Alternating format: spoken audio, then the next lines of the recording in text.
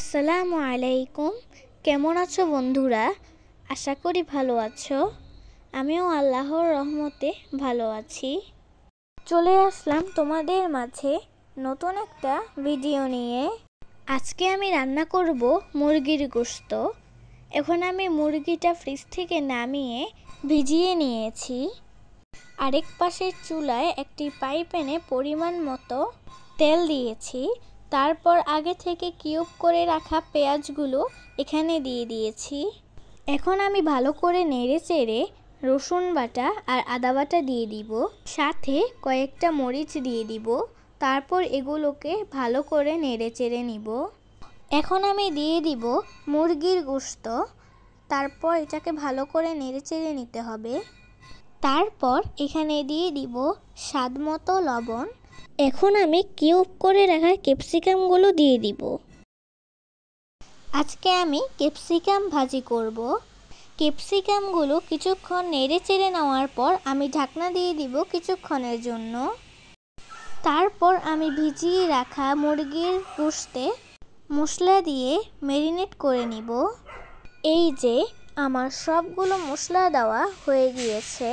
এখন আমি ম্যারিনেট করে নিয়েছি।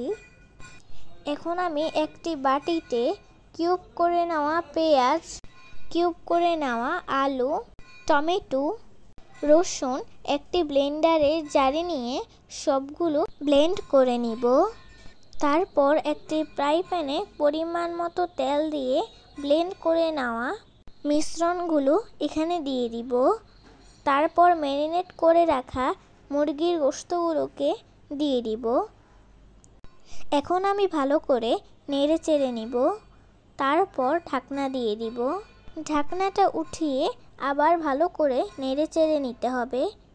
আমার ভিডিওটি যদি আপনার ভালো লেগে থাকে তাহলে লাইক, কমেন্ট, শেয়ার করতে ভুলবেন না। আর আমার ভিডিও প্রতিনিয়ত দেখতে চাইলে অবশ্যই সাবস্ক্রাইব করে রাখবেন। এখন আমি আবার 5 মিনিটের জন্য ঢাকনা দিয়ে রাখব।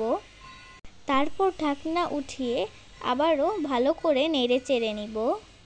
এখন আমার গোশত থেকে অনেক পানি বের হয়েছে। এখন আমি ভালো করে নেড়ে চেড়ে পরিমাণ মতো পানি দিয়ে দিব।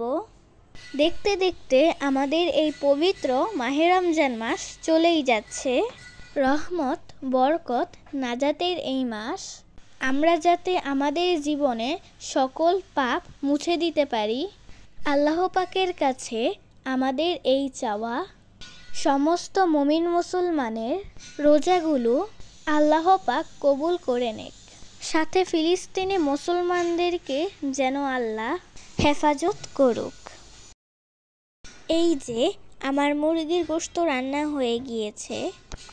আজকে আমি সেহরিতে রান্না করেছি মুরগির গোশত, ক্যাপসিকাম ভাজি, লাল শাক দিয়ে মাছ এবং কাতলা মাছ দিয়ে ফুলকপি রান্না করেছি এবং সাথে থাকছে দই আর কলা। তো আজকের ভিডিওটা এতটুকুই। দেখা হবে অন্য কোনো ভিডিওতে। আল্লাহ হাফেজ।